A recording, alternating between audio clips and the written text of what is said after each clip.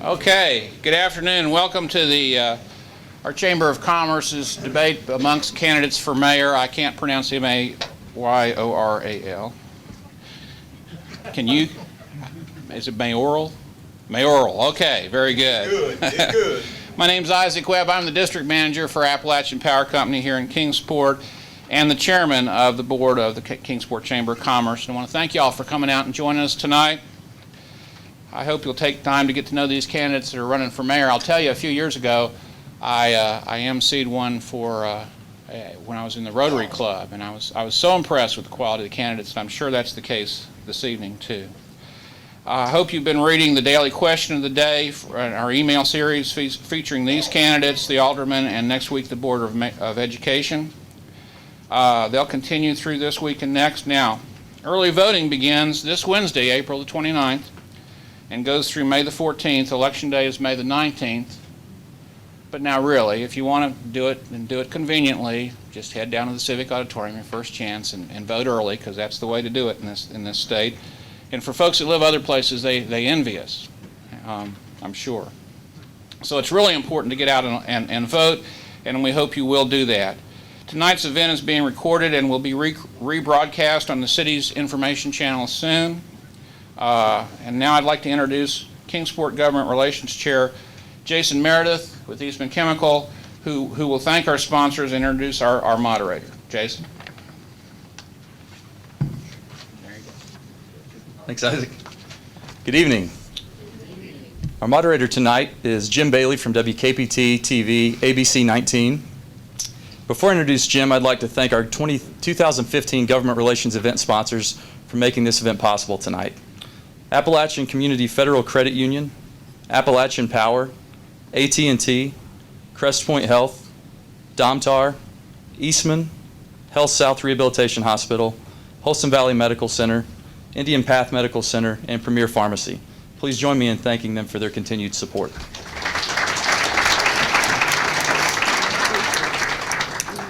At this time, I'd like to introduce tonight's moderator, Jim Bailey with WKPT TV ABC 19. And he's the news anchor with that station. Jim has spent more than 4 decades as an award-winning journalist, news anchor, news manager, and writer. In January 2012, Jim accepted the challenge to restart the new operations at WKPT TV in Kingsport when he became Director of News and Public Affairs. With the relaunch of Prime Newscasts at the ABC affiliate in March of 2013, he assumed the position of anchor and managing editor. He previously collaborated with WKPT TV to produce the Made in Our Hometown reports on manufacturing in the Tri-Cities area, which won ABC's highest award, the Alpha. Jim spent 10 years as anchor and managing editor of WJHL in Johnson City and 6 years in similar positions with WKJG-TV in Fort Wayne, Indiana. A veteran of the United States Army, Jim has also worked in public relations and public affairs and as an ordained minister with the Worship Network. Please help me welcome Jim Bailey.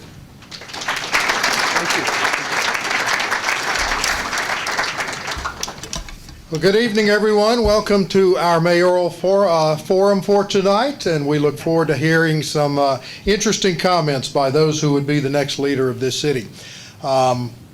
Each candidate, just to give you an idea of how this is going to work tonight, each candidate is seated in a particular order based on having drawn numbers from a jar before we began tonight. They will answer their questions in that order when we begin.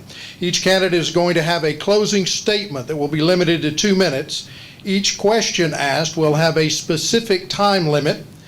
The timekeeper, Nicole Austin, right here in the front, will hold up a green card to indicate candidates when you have 30 seconds remaining. A yellow card will signify that you have 15 seconds remaining. A red card will indicate that you are out of time, need to stop, and you will be severely disciplined. As we said, the order of responses has been determined tonight by drawing numbers before we began. The candidates are seated in the order of the numbers that they chose. We will draw names at the end, once again, to determine the order for their closing statements. Responses will alternate so that all the candidates have an opportunity to be the first to answer a question. We will not take questions from the audience at this event. In order to keep things on time, we ask that you hold all your applause until the end of the debate. As we said, the forum will be rebroadcast on the City of Kingsport's My Town channel, number 192. We will disseminate the answers from all the candidates tonight this week on your Kingsport Chamber membership via the Question of the Day series. With that, we will invite the candidates to come up and make their first opening statement. The first question is, why do you want to serve on the Kingsport Board of Mayor and Aldermen? What makes you different and therefore a better choice for mayor when comparing yourself to the other candidates? What are your top 2 priorities that you hope to accomplish during your term limit? And this will have a time limit of 2 minutes. And Nathan, we'll begin with you.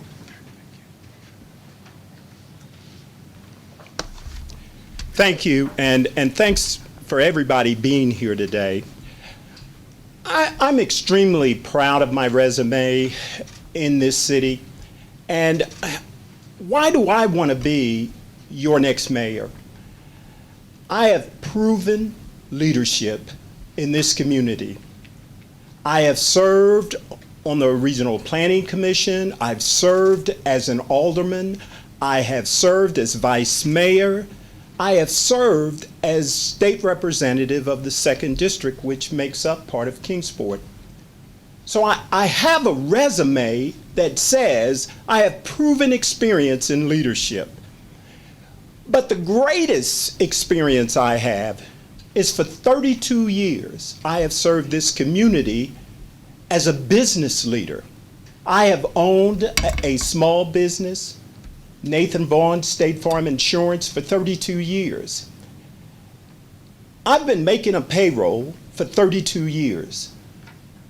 I've been assuming the risk associated with being a business owner.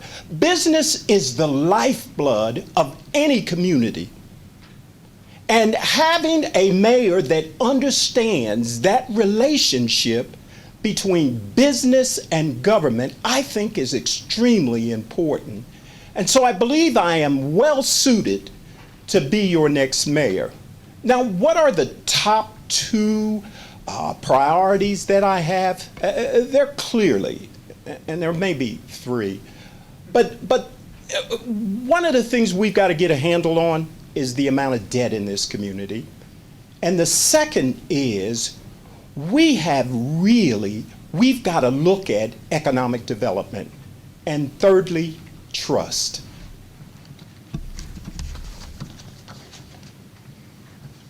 Nathan Vaughn, thank you very much. Next in our order tonight is going to be John Clark, and if he will make his way around to the podium. John, do you need to hear the question again? No, I'm good, I think. Thank you. Okay, hi, everybody. Good afternoon, good evening. Good evening. Guys, this is an exciting time. We're getting ready to pick our next leader. I mean, come on. First of all, it is a pleasure, 1 second here, to be here tonight. Thank you, everyone, for coming out also to show your interest in the future of our city. I'm running for mayor very simply because I want to help my city achieve its vision. We have a great vision in our city. The vision is to be the preferred community or city in East Tennessee for people to live, work, raise a family, and for businesses to grow and to prosper.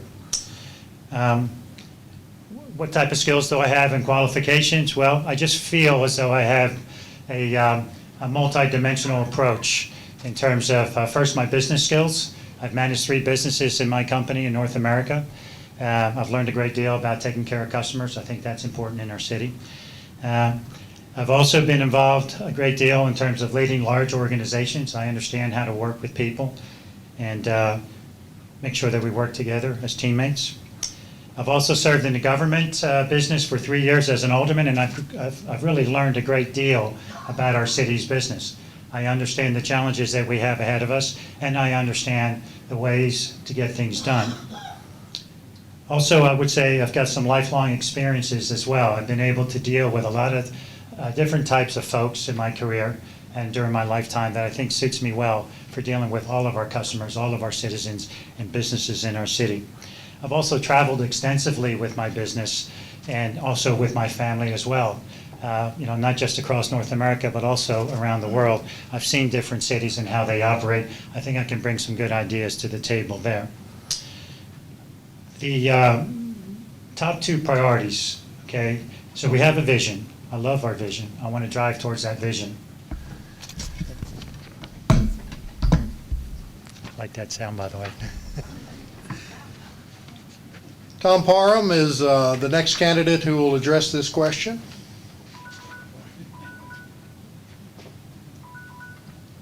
And gentlemen, if you want to start making your way up towards the podium as soon as one question is over, it'll speed things up a little bit. All right. Tom? Thank you. Thank you, Jim. Welcome, everybody. It's rewarding to see so many people out, so many friends, so many community leaders, that all of you could be up here as well as us.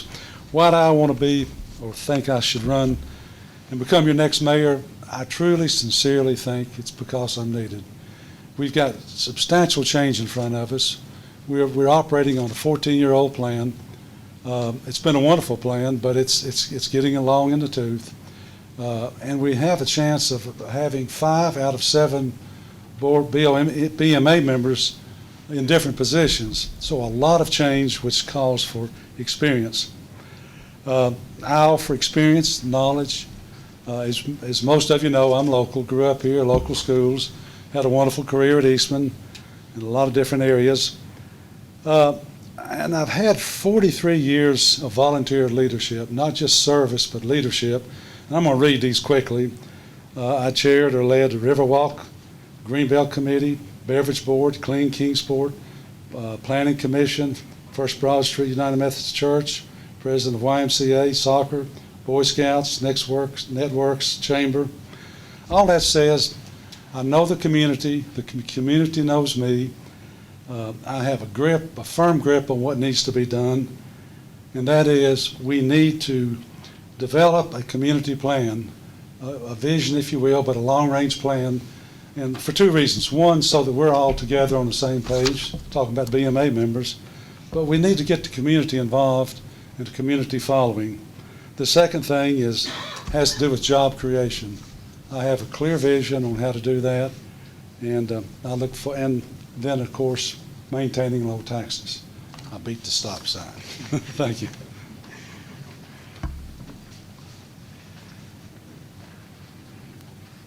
Our next candidate is Mike Freeman, making his way up to the podium now. Is that fast enough? That's fast enough. Anyway, I'm Mike Freeman. Most of you dealt with me through the years. I worked for the city 34 years. And the reason I think I decided to run for mayor because I was involved with the city. I know what we did and I know what we didn't do. We've lost some major sales tax dollars. We've lost, we've got some serious debt. That first we've got to approach our serious debt, because if you can't do that, then we can't move forward, because when you got debt, you can't put a lot of money into things we'd like to do. The first thing, my 2 main things, is the debt and our infrastructure and the citizens. Again, like I said, I've said before at one of these meetings, quality of life to me and our citizens, and I've dealt with all of them basically at one time or the other, is quality of life to me at my age, and a lot of us at our age, is basically is that somebody picks our garbage up. That's what we pay taxes for. We got water, we got sewer, and if you ever got up and your water didn't work, you'll understand, because you couldn't take a shower. And we got a good fire, we got fire protection, police protection. These are things I look at. And then when you get out on your street, is that you don't miss potholes, so you can, line your car up. But again, like I said, we haven't paved in so long to just catch up with the pavement. But to me, that is quality of life, the first thing. And then the other quality of life, we can look at them things as we go when we can afford to do it. But first, we've got to get our debt down to where we can afford, and not raise that debt, just keep on going. We need to get control of our debt, and we need to get back to the citizens and what we are really, first of all, our quality of life and why we pay taxes and what we expect to get from the city. Thank you. Thank you, Mr. Freeman. Gary Lane is our last candidate to address this first question.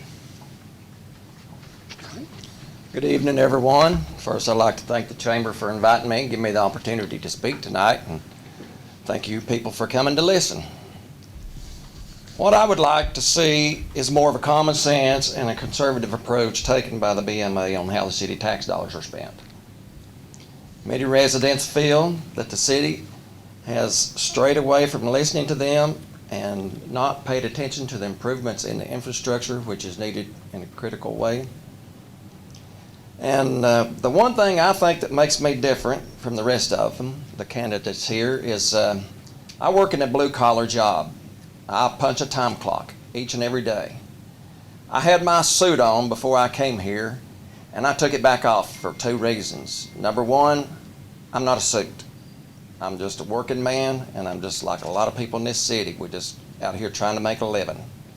Number two, I wasn't going to give Tom Parham and John Clark the opportunity to make fun of my red tie like they did last week at the last forum. And look what Tom's got on. But I told Tom I was going to make fun of him. He said, well, add a little humor to it. But like I said, I've been in the construction industry. I work in a manufacturing plant today. Tom Siegelhorst back there, I've worked along with Tom for 15, 20 years. My top priority would be infrastructure improvement. We have streets, sidewalks, just crumbling all around us. And I would like to receive representation from the Chamber of Commerce, from the Kingsport Economic Development Board, Downtown Kingsport Association at the BMA meetings on a regular basis to report the reports on recruitment and progress of economic development in the city and keep the people more informed of what's going on. And oh well. Thank you.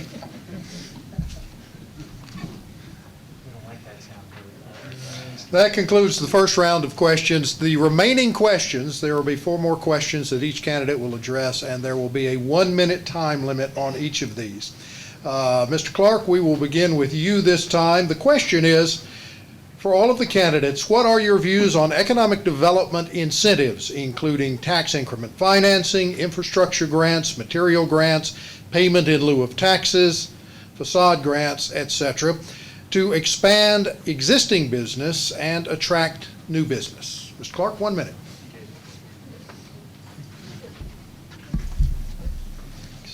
Okay, everybody. In regards to economic development, my position is we should use every opportunity, every incentive, every grant that's known to man to help us improve our city and to bring, to grow our existing businesses and also attract new businesses. I think that's number one. But I think before we do that, I think we do need a 5-year growth plan. And that's one thing that I like to drive within the first 100 days of taking office, is to host a summit with our business and community leaders alike, with our elected officials, to get together, put together a 5-year game plan that really lays out exactly what do we want to do to help our existing businesses grow. And in addition to that, what are the things that we need to do to help attract new businesses to grow and also to create the jobs that we need. Thank you. A little better timing that time. Mr. Parham.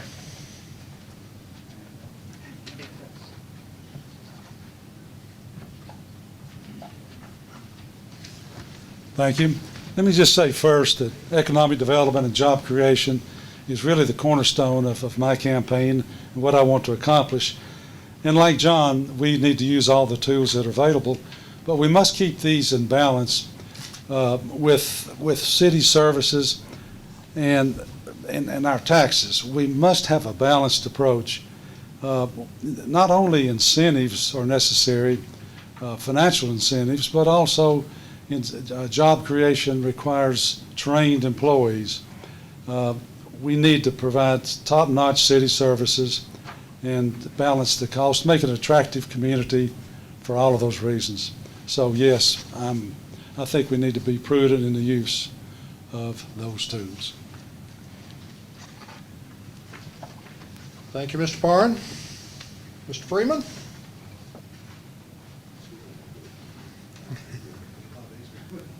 Come this way next time. Tell you what, why don't we move that flag back just a little bit? Probably get it that way. Basically, what we're talking about is businesses and stuff. First of all, you know, everything intertwines with everything. Is basically we've got to get a handle on our debt and a handle on our structure, because infrastructure and our tax rate, because this is the first thing businesses look at when they come to town. I've dealt with them for years.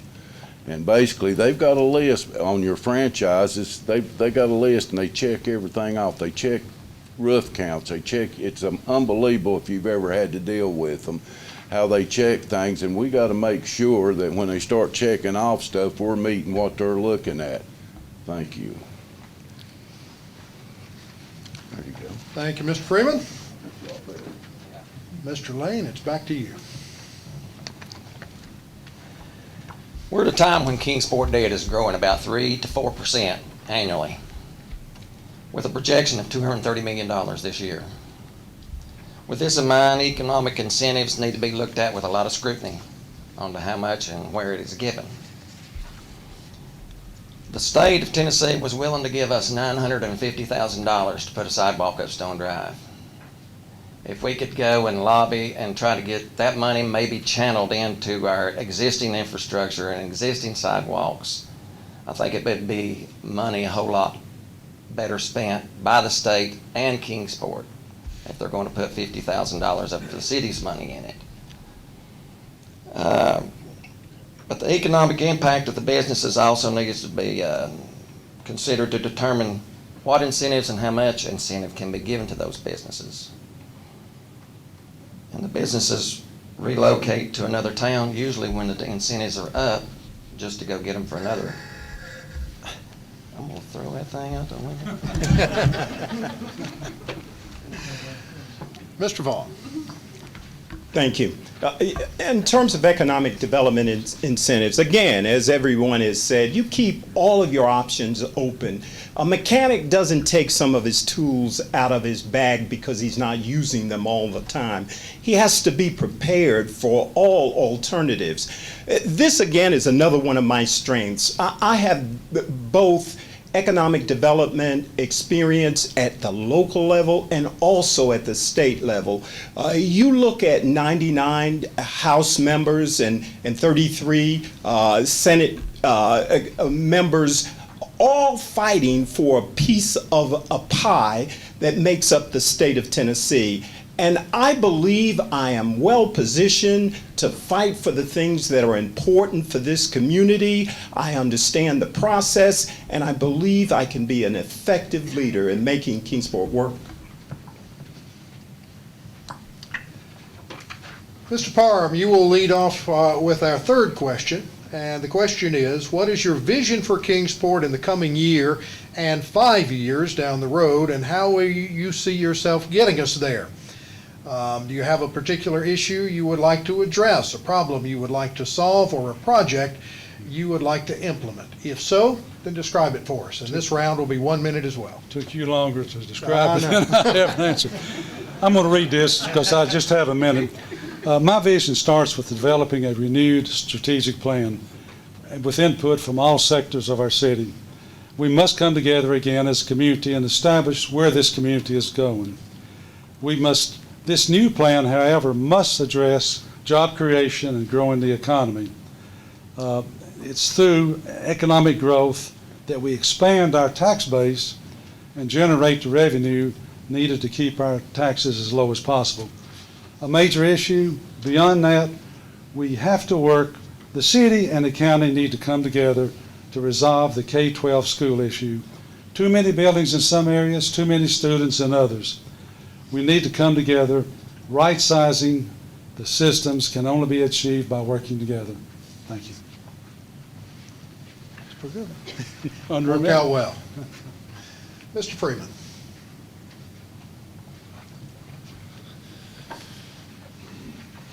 To get what we need to get to is we need to pull our resources together.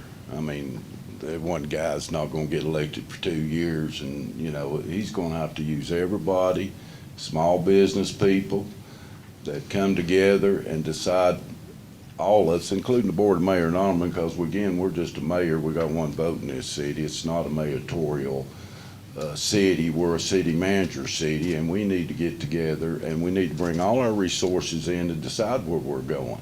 Again, we need to take care of our problems. That's the first thing we need to do. Then when we do that, then it allows us to move forward on what we need to make our investments in to bring businesses in. Thank you. Thank you, sir. Mr. Lane. My vision for the first year would be to make significant improvement in infrastructure, like I said before. I think that's one of the first steps needed to recruit new business into town and give people the right impression that we know what's going on and we know what is needed for our people. 5-year vision, I'd like to see the revitalization continue of downtown Kingsport. I'd like to see the revitalization of Kingsport Town Center, which I was in last week about 8 p.m. after the BMA meeting, and it was scary. That is needing to be addressed real quick. And Tri-City Crossing. A local developer has put a lot of money and has a lot of faith in Kingsport to be a success out there, and I think we need to really push and help do that as much as we can. Mr. Vaughn. Thank you. My vision for Kingsport is that we become the regional community of choice as being the best place to live, to work, and to play. One of the things we have to do, number one, we've got to get back to business. We've got to define what our core principles are. We've got to develop those strategies to bring them in line with the priorities that we set. There's a lot of work that we need to do, but we need to enhance our economic tax base by utilizing the resources that we have to strengthen this community and not use those resources for things that really aren't our priorities. We can't have as a priority just growing the numbers in population.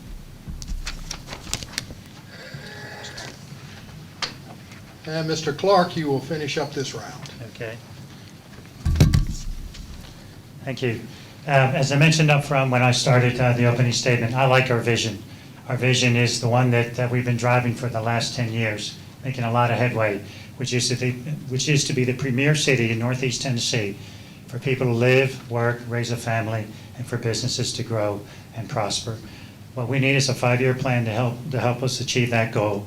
That includes us prioritizing the needs versus the wants, being very watchful of our debt, reducing our debt at the same time while we grow. I think that's the ticket and that's the challenge. And it all starts with planning. It all starts with our main customers. We've made great progress with Eastman staying here, the healthcare systems working together. The next step are the schools working together with the facility study. And those are the key elements that we want to drive. But it all starts with our vision that we currently have. Thank you. I'll do just a bit of housekeeping here before we get to the next segment. And Mr. Freeman, you will begin us out on this fourth question. The question is, do you support public funding for events, programs, and projects which improve the quality of life for Kingsport residents? Public funding. Oh, yes. I mean, we've got to support public funding. The thing we need to do is what we need to support is to put it where we need what is priority and what can we afford. They talking about, downtown we had the Thursday and Friday night concerts and, and the thing, and brought a lot of people out. I come down there one day and they've seating already all the way back to Main Street. But we need to decide where we need to put the money for the whole of the citizens. We need, I like it, 30 seconds. Anyway, but again, that's what we need to do. But we got to we got to support what we can afford, and we got to prioritize it to where it is what we think we need for the whole community. Thank you. Thank you, sir. Mr. Lane.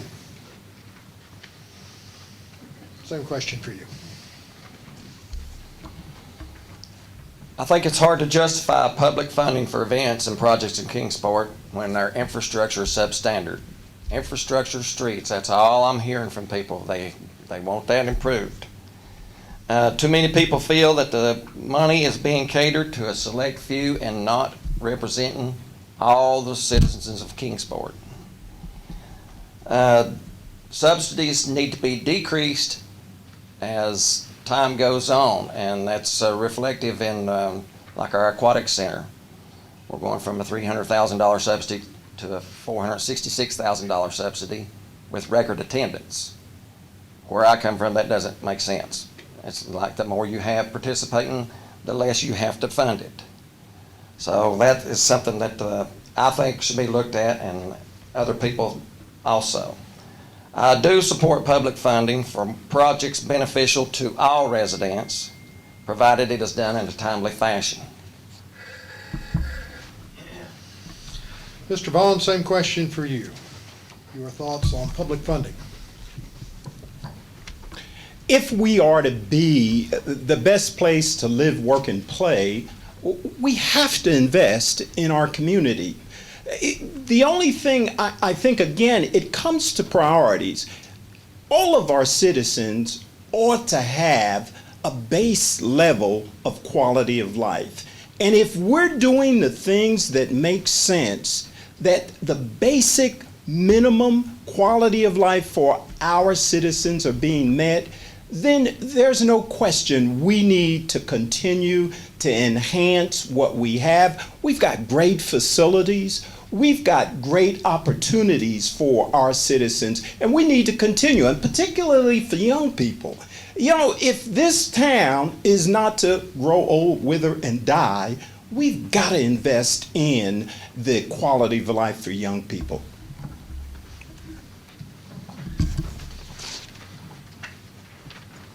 Mr. Clark, same question for you. Thank you, Jim. Okay, so regarding quality of life investments, we've made a lot of investments over the last 10, 20 years. Think of Basemont, Meadowview, J. Fred Johnson expansion, aquatic center, ballparks, soccer fields. Those have helped satisfy two objectives. One is to keep our current customers happy. We want our residents and our businesses to stay in Kingsport. We don't want them to move. That helps us address that issue. The second objective with quality of life investments is that it provides economic, or I should say, helps grow the revenues for our existing businesses that we have. Our businesses are not mobile; they can't move anywhere. So our city, through quality of life investments, can attract visitors and customers to our restaurants or stores and so forth, and that's important. I think we need to take a breather with the investments, and we should market and sell as best we can what we currently have to maximize use of the investments that have been made. Thank you. And Mr. Parham, you are the final candidate to address this question. Wrap up. I'd like to expand it just a little bit. Quality of life projects for residents, but also quality of life projects speak to economic development and help us keep our taxes lower. Actually, they set the stage for building the environment that attracts new people. Let me give you a couple examples of outstanding projects. One I'm really pleased with was the Greenbelt project. The state actually paid for 80% of the cost of the Greenbelt. The negotiations for the properties, 40% of the land was donated. A really good deal. In today's paper, tourism brought in last year, $107 million.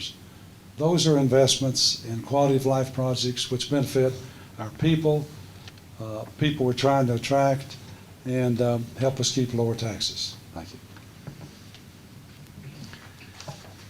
We'll move on to our fifth and final question in this round. Mr. Lane, you will start us off, and the question is this, in 1 minute or less. What do you think Kingsport should do to grow in job creation, population, and quality of life? Well, I don't know if many of us has took less or not, but Kingsport has support groups in place for recruitment and retention of successful economic development. These groups should have open meetings for the public so they may be informed of what the mission is for continued growth. And maybe they will feel they are a part of the growing of our city. We need to reduce the red tape for our developers to help promote residential development, which in turn would increase our population, mean additional tax revenue, create construction jobs, create support jobs with our vendors in the city. And our industrial parks need to be marketed in a way to encourage new companies to locate here. Recreational parks and quality of life projects need continued support by the city so they may be kept to the standards of the ones that are using them. Mr. Vaughn, same question to you.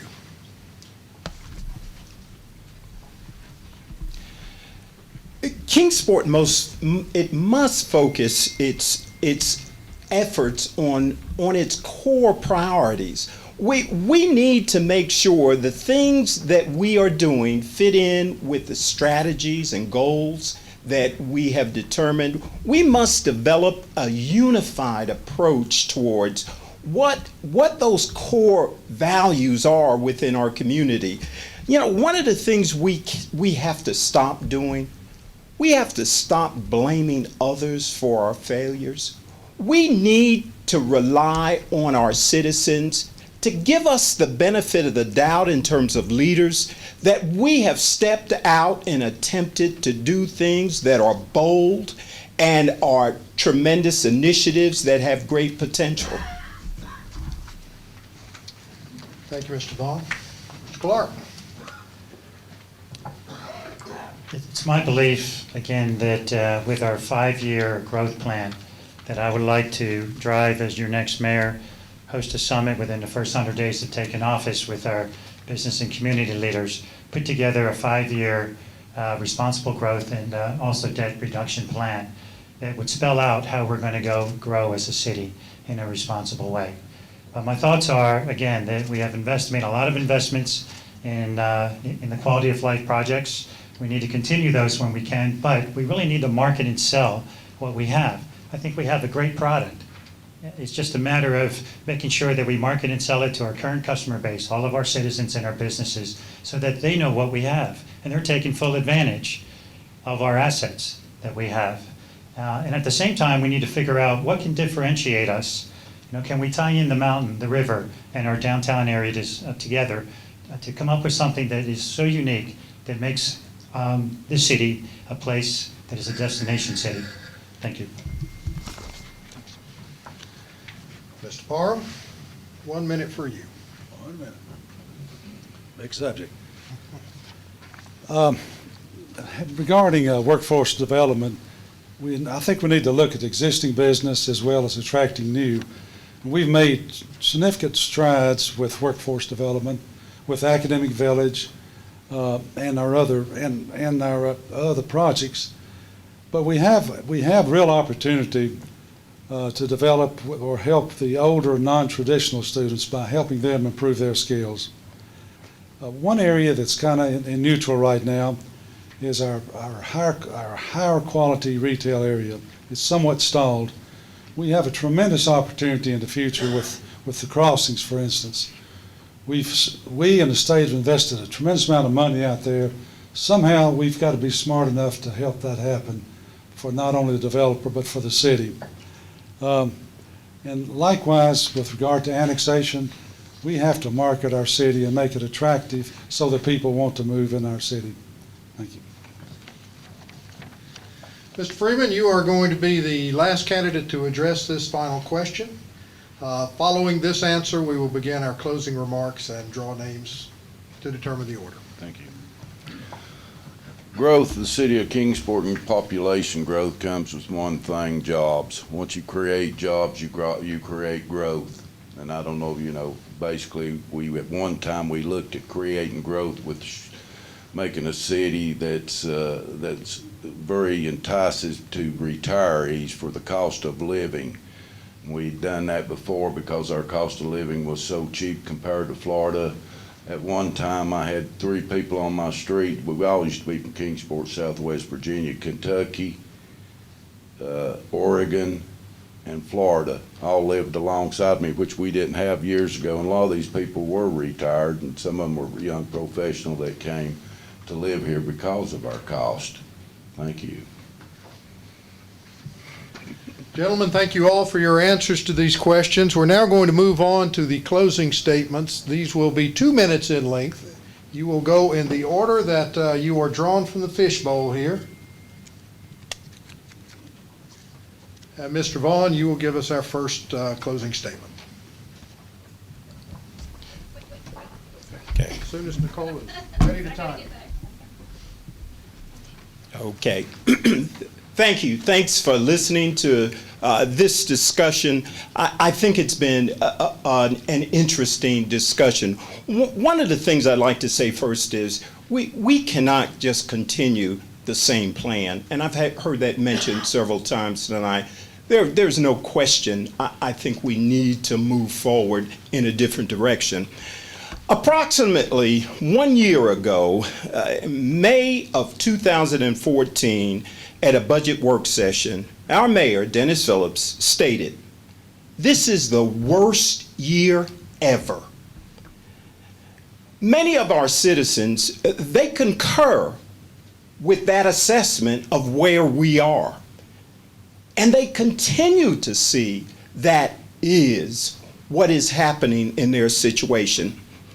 Last Friday, a lady came to me, had an infestation of bed bugs in public housing. She lives in public housing, and it's not just her.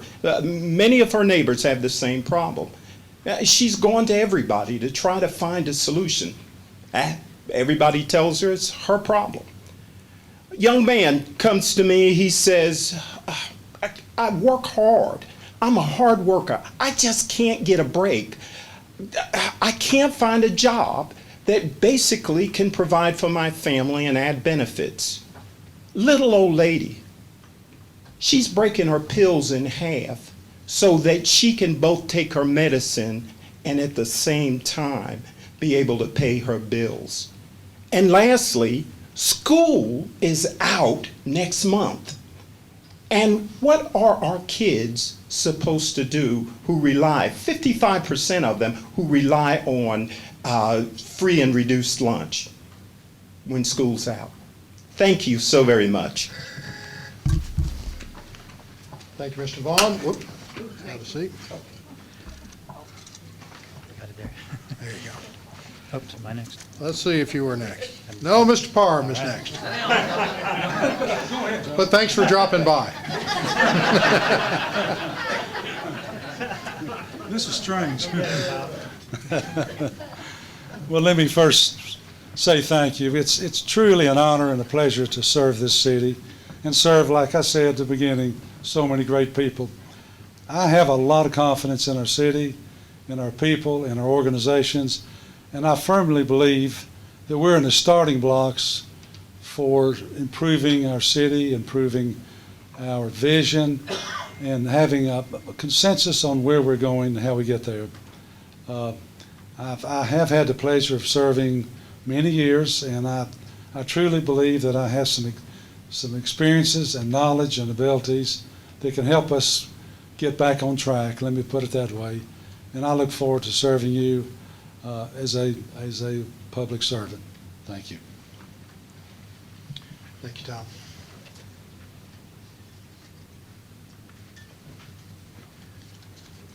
Now, Mr. Clark, if you'd like. Finally. Thanks, Jim. There you go. Okay. First of all, I just want to say thank you also for the forum opportunity for you to be here tonight, showing your interest in the future of our city. It's been an honor and a privilege to serve you over the past 3 years as an alderman. I've learned a great deal about our city's government. I think we've accomplished a lot together in the last 36 months. We've solved our past problems. We've celebrated our past accomplishments. But that was then, and this is now. This election is not about our past. This election is where we're going. It's all about our future. And it's your future. the future of your kids, the future of your grandchildren. See, our city's got new challenges ahead of us now, and we need a leader who can help us solve those problems. Over the course of this past 2 or 3 months of the campaign, I've asked many of you for your input as to what kind of skills do you want in your next mayor. And the feedback has been pretty consistent. First thing you want is a strong leader, someone who can bring people together, both locally and regionally, to help solve problems. The second thing you want is an effective communicator, someone who can listen but also inform and educate. Third is a business manager, someone who understands revenues, costs, budgets, operational efficiencies. Also someone who understands how to solve problems, drive solutions, and most importantly, someone who understands customers and how to keep our customers happy.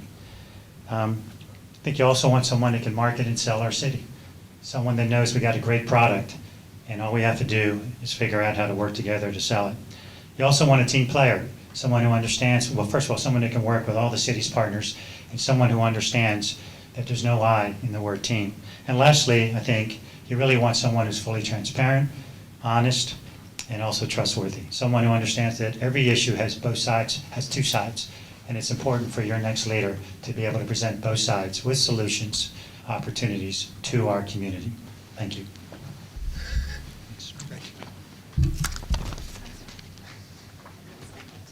Who will it be? Mr. Lane, you are our next candidate. And Mr. Freeman, you will follow. Thank you.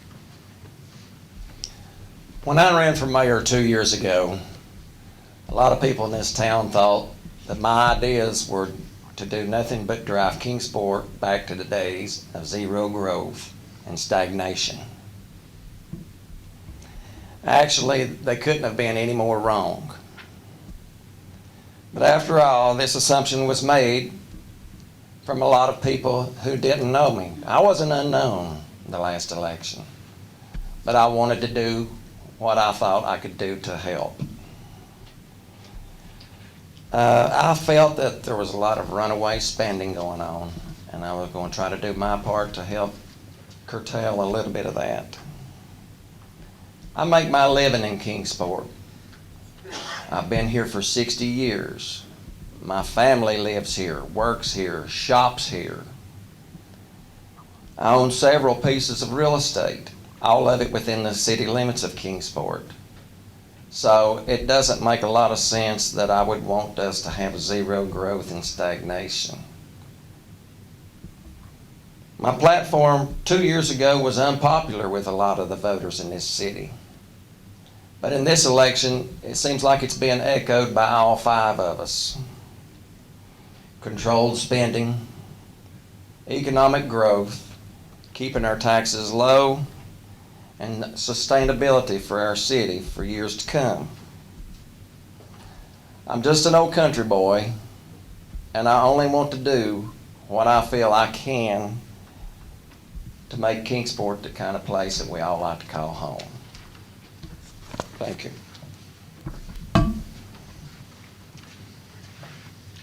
Thank you, Mr. Lane. Mr. Freeman, you are our final candidate. Good, maybe we can all go get something to eat. But basically, again, like I said, I didn't take a lot of time. We're talking about somebody leading finance and everything to tell you basically what I've done besides working for the city. I was on the board of directors and vice president of Kingsport Credit Union for 17 years. I was on Clean Kingsport. I was on as staff on the historical commission, the Gateway Commission. All these I've been on through the years as staff. So, and again, I was a Paul Harris Award winner for civic services. I mean, that's for what you've done for the city, which was a big surprise to me. But anyway, again, like I said, we're going to have to take a different direction. Our directions have been kind of went other ways, so we need to get back with everybody, and we need to find a different way to go. Again, I told you, this is a city manager's government. This is not a mayor's government. The mayor's probably got he's got the same power as all our aldermen, so the board of mayor and aldermen's all this together. So basically, all of us have to make the decisions. We all have to come together to make the decisions on which way we're going. We used to have 5-year plans. Let me tell you about a 5-year plan. You've got to have a plan. Now, 5 years from now, the plans have gotten, it's going to look nothing like the original 5-year plan we did. But it's a plan. It'll change as we go, and we need to change as we go. But again, we need to take a new direction. The city manager runs the city. The mayor don't run the city. The city manager comes to us, tells us what his thoughts are and which way he thinks we ought to go. He does the budget. So basically, when he tells us which way we need to go, that's when the board needs to study this, and the board needs to decide which way we need to go. And if we need to go to a new direction, we need to let the city manager say, hey, we don't want to go this way, we want to go this way, and he needs to enact that, because that's what we do. Thank you. Gentlemen, thank you all for sharing your thoughts, your hopes, your visions for Kingsport. One thing is for certain, in just a few weeks, we will have a new mayor. One of these gentlemen will be that mayor, and we wish you all the best of luck as we move forward in the campaign.